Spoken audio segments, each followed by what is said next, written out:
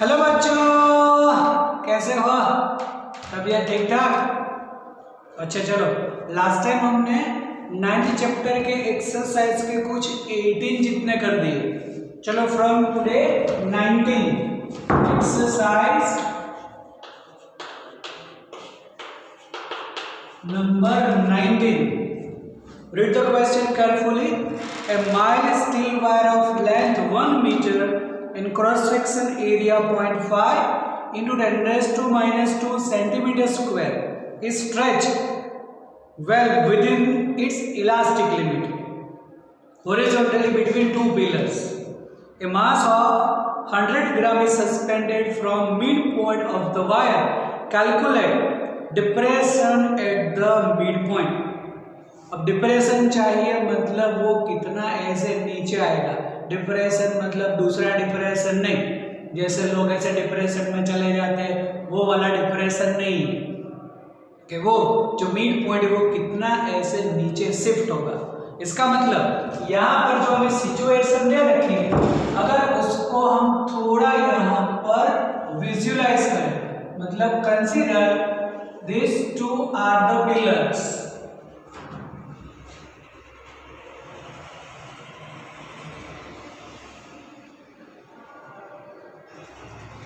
and the mild wire, मतलब the mass is negligible mass of the wire। ऐसा कोई भी एक ऐसा वायर जो है वो ऐसे इलास्टिक लिमिट तक स्ट्रेच करती है। Consider 2 points as a BC and उसकी लेंथ हमें दे रखी है 1 metre. Then consider length 2L as a 1 metre. यहां पर लेंथ को हम L नहीं 2L कंसीडर करेंगे। क्यों?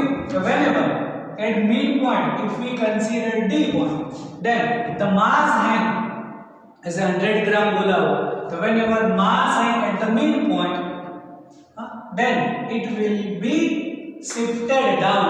मतलब ये जो है वो सपोज यहां तक डाउन हो जाता है O पॉइंट तक, तो वायर की सिचुएशन तो कुछ ऐसे हो जाएगी ना। अब वायर जो है वो ऐसा हो जाएगा ड्यू टू द वेट है एट द मिड पॉइंट। अब मिड पॉइंट है इसीलिए दोनों साइड की लेंथ को अभी हम L कंसीडर करते हैं। That's why 2L and total length given as a 1 metre. Okay, तो यहाँ पर अब जो भी डिप्रेशन हुआ, शिफ्टिंग हुआ, कंसीडर एज x। तो चलो अब हम यहाँ पर क्या क्या दे रखा है कि 2L हम बोल सकते हैं 1 मीटर।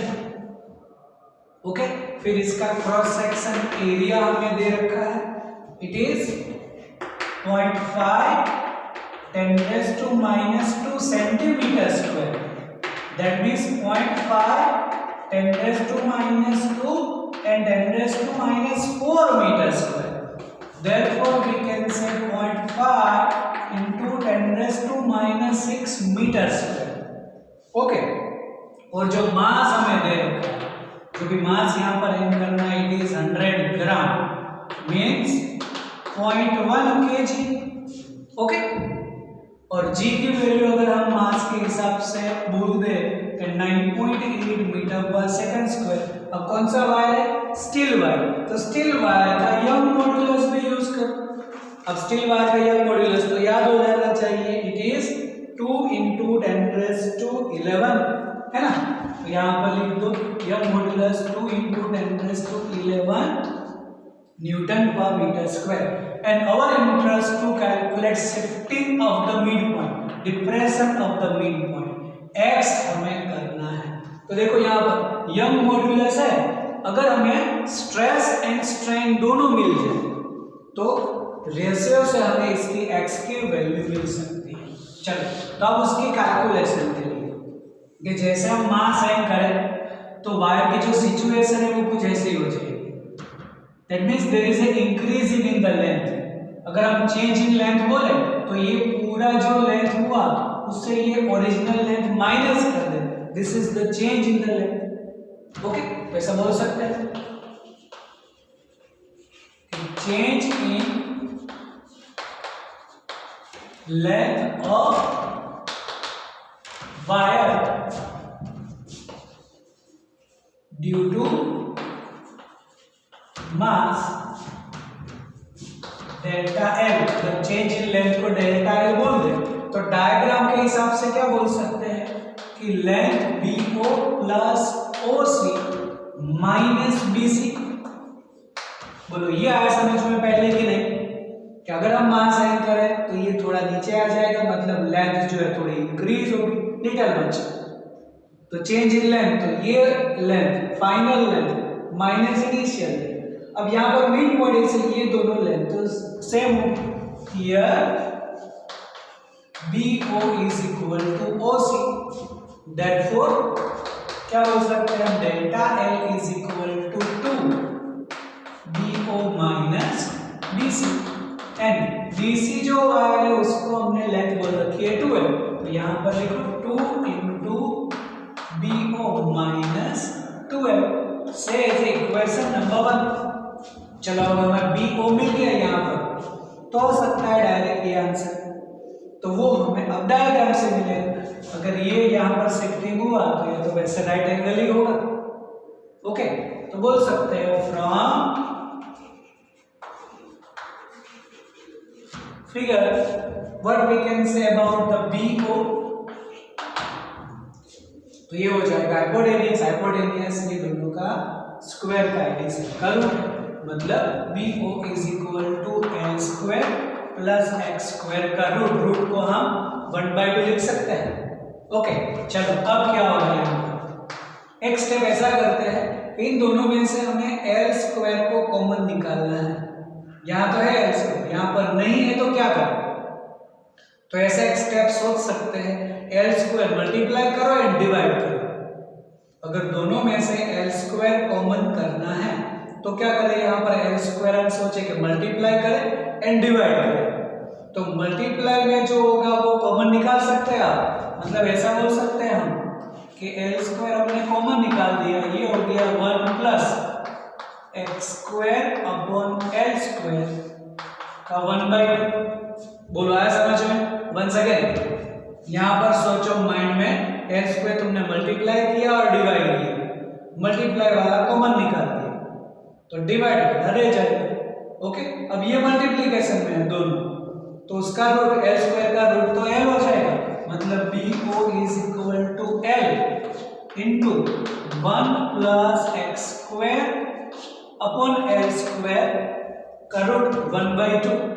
तो अब कहीं पर भी देखो, आज से यहाँ से एक चीज हमें सीखनी है नहीं कि कभी भी तुम्हें 1 plus x raise to n जैसा कोई भी स्टेप मिले, यहाँ पर हम बोल सकते हैं देखो 1 प्लस पूरा इसको x बोलो तो 1 plus x raise to n, तो 1 plus x raise to n that is the binomial theorem. Okay, यहाँ पर हमने यहाँ पर जो है वो लिख रहा हूँ बाइनोमियल थ्योरम का पूरा एज ए एक्सप्रेशन का आंसर, मतलब कि 1 plus x raise to n अगर तुमने दिखा उसको तुम बोल सकते हो बाइनोमियल थ्योरम, और बाइनोमियल थ्योरम का अब आंसर क्या होगा, 1 plus x raise to n का एज ए पूरा स्टेप क्या होगा, तो ऐसा है कि 1 plus nx plus n minus 1 x square upon 2 factorial plus n minus 1 n minus 2 x cube upon 3 factorial, ऐसे पूरा स्टेप आगे जाएगा। तो अब देखो यहाँ पर 2 फैक्टोरियल 3 फैक्टोरियल, तो 3 फैक्टोरियल मतलब ऐसा है कि 3 फैक्टोरियल मीन्स 3 into 2 into 1, मतलब जो भी फैक्टोरियल है उसके पीछे के जितने भी नंबर अप टू 1 है उन सभी का मल्टीप्लिकेशन, मतलब अगर 5 फैक्टोरियल हुआ तो 5 फैक्टोरियल का आंसर क्या होगा, तो क्या 5 into 4 into 3 into 2 into 1 जो मिलेगा वो 5 फैक्टोरियल का आंसर। यहाँ पर 3 factorial means 3 into 2 into 1 that is 6, 2 into 1 it is 2, आगे जाकर 4 फैक्टोरियल आएगा तो 4 into 3 into 2 into 1 ऐसे करके। ओके, चलो अब यहाँ पर अगर हम देखें तो ये जो आएगा हमारा x का स्क्वायर हुआ, उसका भी क्यूब हुआ, और इसको अगर हम कंपेयर करें 1 plus x raise to n से, तो this is our x. Okay, अब ये पूरी जो वैल्यू है उसमें एल की वैल्यू ज्यादा होगी और जो उसका डिप्रेशन आएगा एक्स की वैल्यू वो कम होगी, और उसका भी देखो क्यूब आ रहा है, स्क्वायर है, क्यूब है, उसके बाद उसका रेस टू 4 आएगा, तो जो भी यहाँ पर वैल्यू है वो ऐसे डिनोमिनेटर में इंक्रीज होती जाएगी, इसका मतलब ये वैल्यू डिक्रीज होती जाएगी। तो फिजिक्स में फैसिलिटी है क्या, तो हम ऐसे लोअर ऑर्डर जो टर्म्स है कंपेयर टू हायर जो वैल्यू है उसको हम इग्नोर कर सकते हैं। मतलब फिजिक्स में ये पूरी वैल्यू जो आएगी इसके बाद की पूरी को हमें इग्नोर करना है, because it is lower value compare to this 1 plus nx। इसका मतलब फिजिक्स में बायनोमियल थ्योरम का आंसर होगा हमारे लिए 1 प्लस nx ऑलवेज। मैथ्स में जो भी है, मैथ्स का रूल्स ऐसे मैथ्स में तुम्हें फॉलो करना है, फिजिक्स में पर्टिकुलरली बायनोमियल थ्योरम में हमें 2 स्टेप ही लिखनी है 1 प्लस nx, बाकी टर्म्स को हम इग्नोर कर देंगे। तो यहां पर इसके नीचे लिखेंगे कि यूजिंग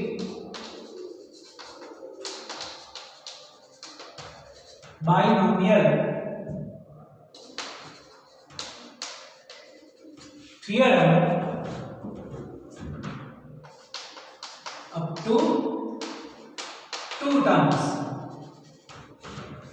तो ये जो है वो कहीं ना कहीं तुम लिख लो इसको, और इसको अगर यहां पर हम यूज करें then BO is equal to L 1 plus nx, देखो इट इज n, तो nx, तो ये यहाँ पर मल्टीप्लाई आएगा, तब बोल सकते हैं x square upon 2l square, क्योंकि 1/2 है, जो n होगा उसको एज इट इज मल्टीप्लाई करना है, तो 2 नीचे आ जाएगा। चलो l को वापस मल्टीप्लाई भी कर दो, then it is l plus x square upon 2l।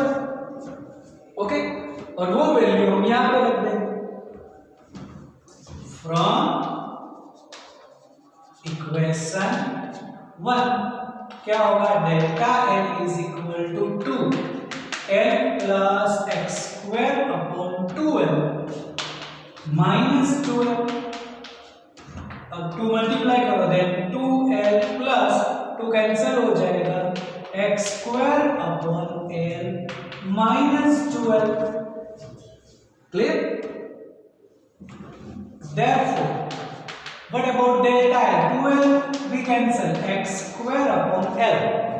हमें तो फाइंड करना है स्ट्रेन। स्ट्रेन क्या होता है, delta L upon L, but हमारे लिए L होगा 2L। यहाँ L is the original length, हम बोलते हैं, तो original length delta L, change in the length by original length, तो change in the length by original है 2L।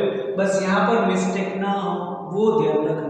मोस्ट ऑफ स्टूडेंट्स यहाँ पर आकर गलती कर देते हैं, ऐसे जल्दबाजी में लिख देते हैं strain means delta L upon L, और डेल्टा L अपॉन L करने जाओगे तो x square upon L square है, बट तुम्हें डिवाइड करना है 2L। ये जो है वो पहले लिख देना कहीं पर भी, बायनोमियल थ्योरम। अब करते हैं strain. Now strain is equal to delta L upon 2L, मतलब डेल्टा L को यहाँ पर 2L से डिवाइड करो, because original length is 2L। Then it is x square upon 2L square. Clear? This is our strain.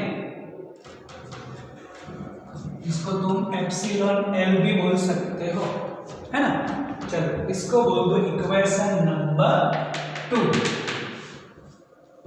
चलो ऐसे अगर हमें स्ट्रेस मिल जाए तो हमारा प्रॉब्लम सॉल्व हो जाएगा।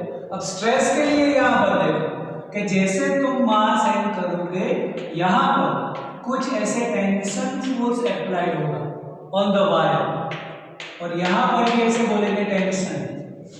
तब यहाँ पर अगर हम एंगल सोच ले तो मिड पॉइंट है, इसीलिए दोनों साइड का एंगल तो सेम ही रहेगा थीटा।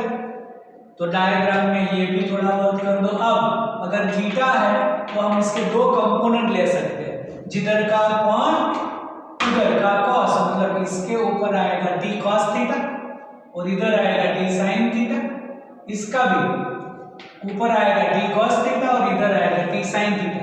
तो t sin थीटा देखो दोनों इक्वल वैल्यू कैंसिल हो जाएगा, मतलब w जो है वो बैलेंस होगा दोनों साइड का t cos थीटा मतलब 2t cos थीटा। ओके, तो ऐसा बोल सकते हैं कि from figure what we can say w is equal to 2t cos theta.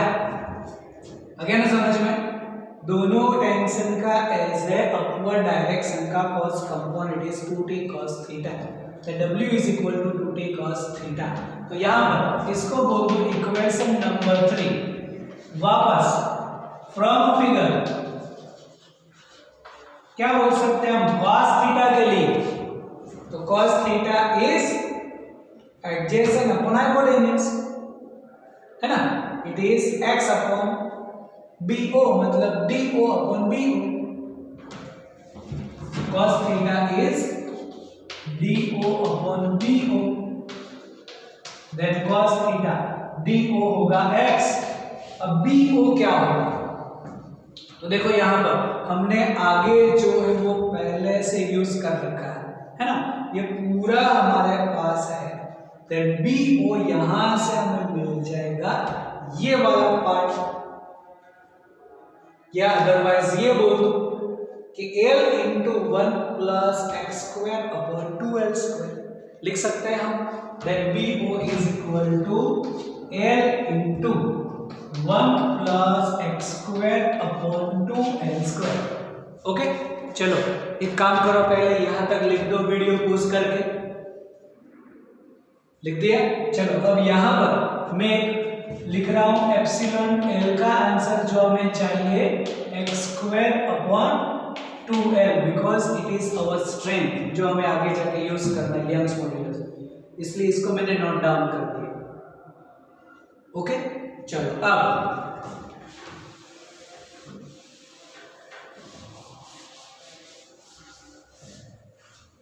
यहां पर ये जो है 1 plus x square upon 2L square, then compare to 2L square x square is negligible, मतलब कंपेयर टू 1 ये पूरा आंसर लेस होगा, ऐसा बोल सकते हैं कि here x square upon 2L square is less than 1, तो 1 के कंपेयर में ये भी इग्नोर कर सकते हैं, तो बाकी बचा सिर्फ x upon L, that cos theta is x upon L.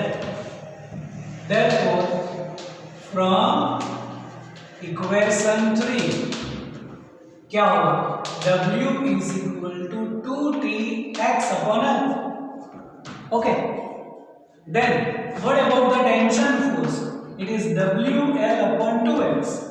अब टेंशन फोर्स मिला, अगर डिवाइडेड बाय एरिया करेंगे तो stress, therefore stress sigma L is equal to T upon A means WL upon 2XA.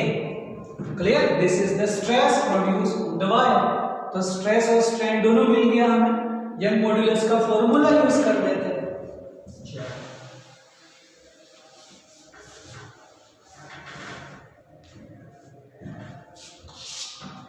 Using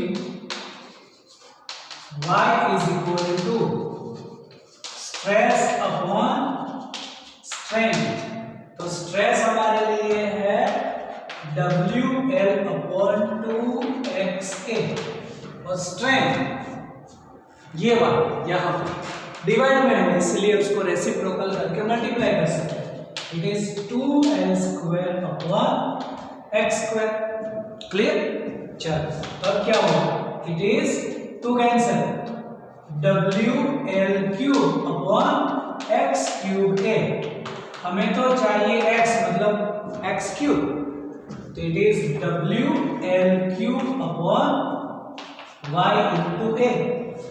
चलो अब हमें चाहिए x, तो इसका क्यूब रूट, तो L क्यूब का क्यूब रूट तो L ही होगा, बाकी जो बचा W को हम लिख सकते हैं mg, अब और ये y के उसका क्यूब रूट। ओके, तो अब सभी की हमें वैल्यू लिखनी है यहां पर।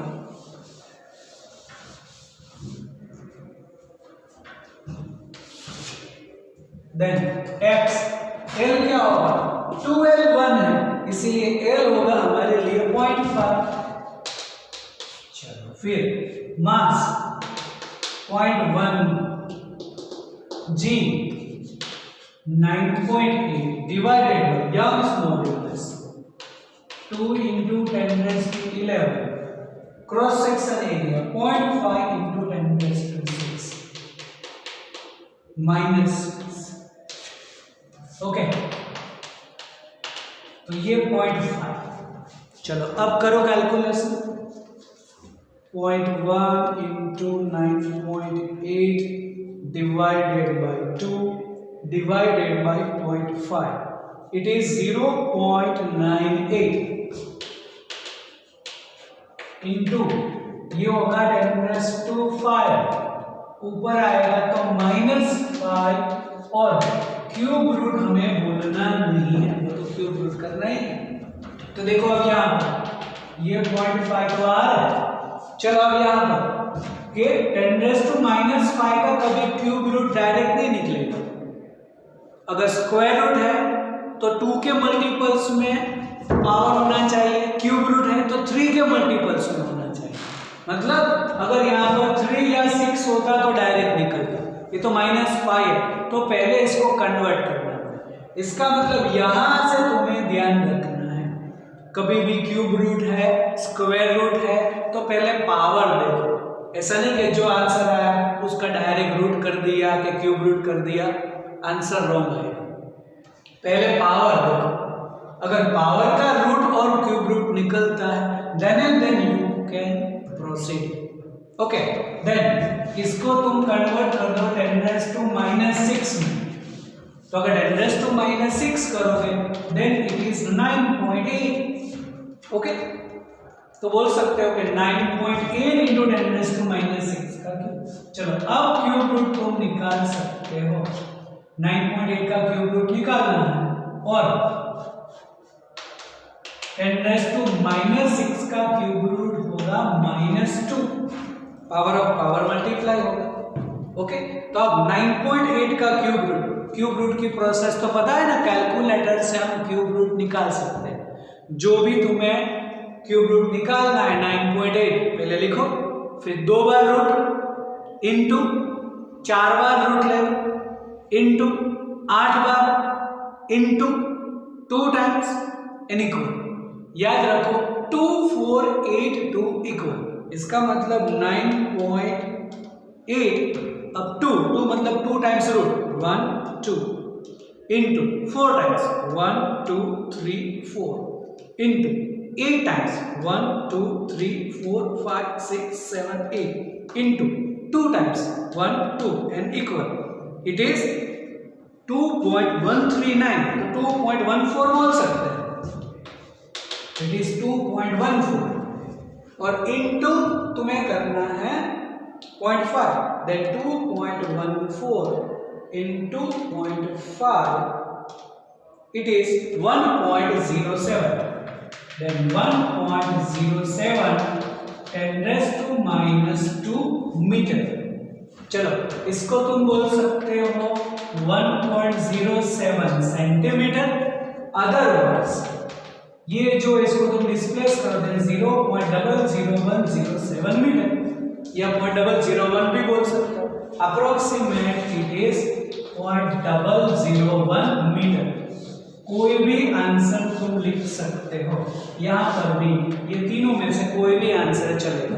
ओके तो चलो वीडियो पॉज करो और ये कंप्लीट कर दो।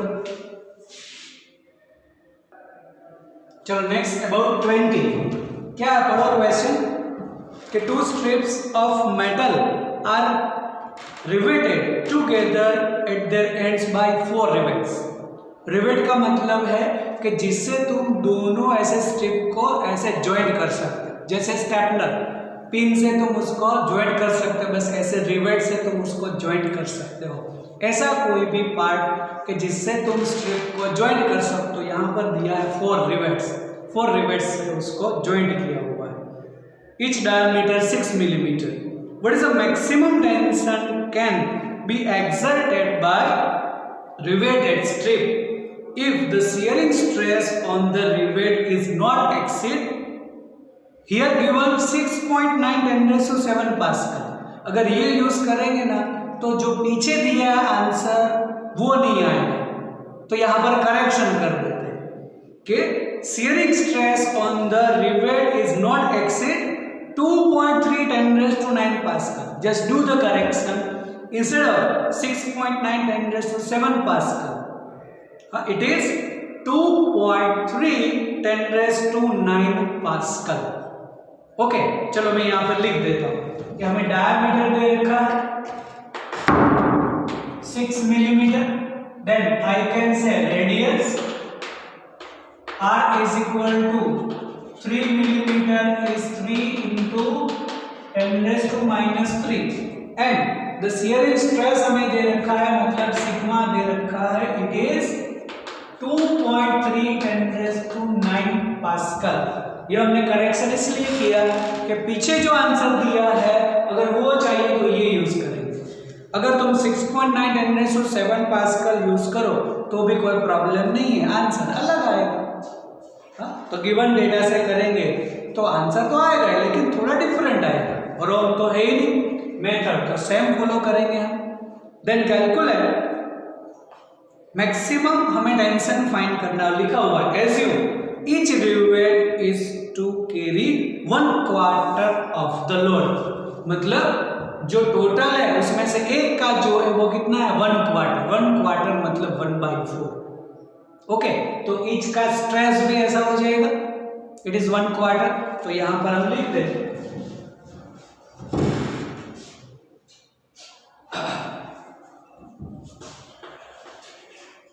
ईच रिवेट, जो लिखा है वही लिख लेंगे. Each rivet is to carry 1/4 of the load.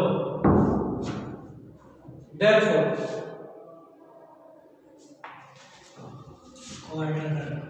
okay. Therefore, अगर मैं F बोल दूं, then it is F. हमें फाइंड करना है मैक्सिमम फोर्स, इसलिए मैं लिख देता हूं F maximum by force.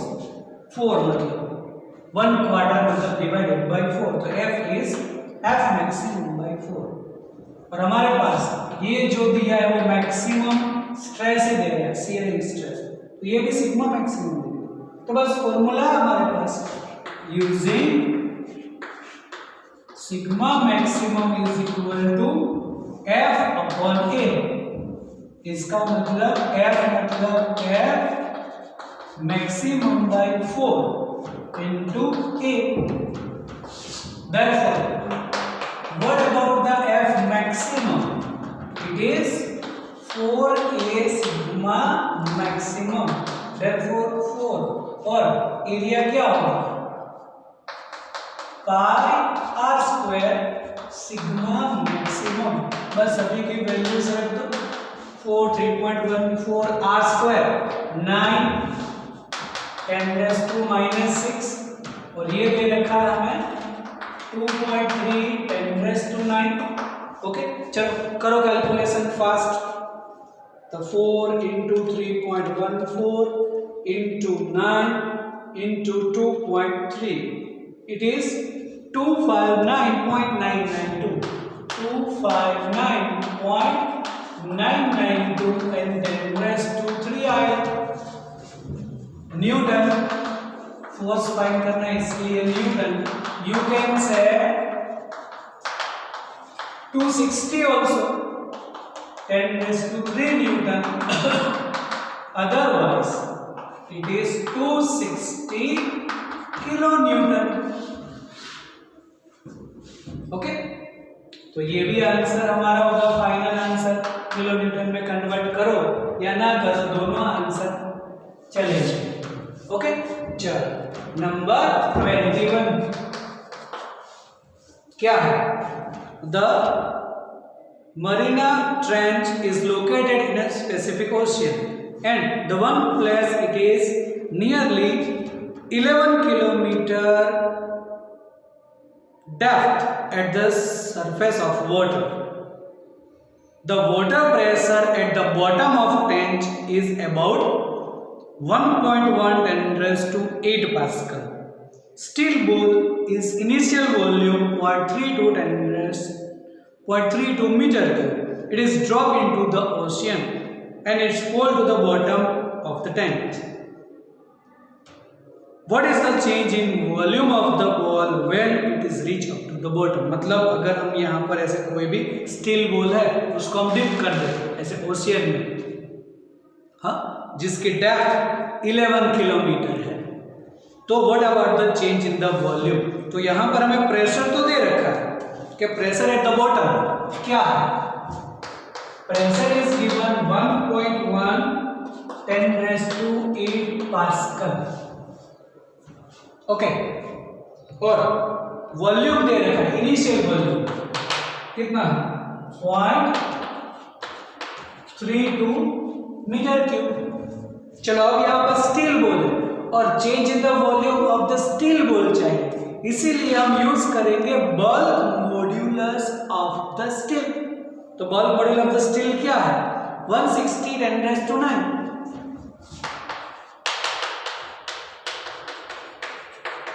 Pascal या न्यूटन पर मीटर स्क्वायर. हमें चाहिए change in the volume of the ball. बस फॉर्मूला है हमारे पास, using V is equal to PV upon delta V. Therefore change in volume delta V is equal to PV upon V. Pressure कितना? 1.1 10 raised to 8. Initial volume is 0.32 divided by 160 10 raised to 9. चलो कर दो calculation, जो मिलेगा answer 1.1 into 0.32 divided by 160. It is 0.0022 and 10 raised to -1 आएगा. अगर तुम ऐसे लिखने चाहो 2.2 then 10 raised to -4 और मीटर क्यूब. ओके, अब देखो यहाँ पर ये जो क्वेश्चन है उसमें यहाँ पर हमें 1.1 दे रखा है. अगर हम 1.01 यूज करें, जैसे यहाँ पर हमने बोला, हाँ, आगे के न्यूमेरिकल में जो चेंज करना था वो ऐसे, अगर हम 1.1 हम जो यहाँ पर जो गिवन डेटा इस हिसाब से यूज करेंगे तो ये मिलेगा हमें 2.2 10 raised to -4 मीटर क्यूब. अगर तुम यहाँ पर 1.01 यूज करो तो यहाँ पर आ जाएगा 202, मतलब 2.02 आएगा. तो अब हमने दो तरीके से कर दिया. क्वेश्चन नंबर जो हमारा 20 था, बराबर, उसमें हमने ये यूज कर दिया 2.3 10 raised to 9, तो हमें ये वाला आंसर मिल गया. और बोला था अगर पहले वाला यूज करो तो दूसरा आंसर मिलेगा. ऐसे यहाँ पर गिवन डेटा ये है 1.1, तो ये आंसर है. अगर तुम 1.01 यूज करोगे then it is 2.02 10 raised to -4 metre cube. वैसे जो गिवन डेटा है उस हिसाब से ये हमारा आंसर हुआ मीटर क्यूब. ओके, चलो लिख लो, ये वीडियो पोस्ट करके कंप्लीट कर दो.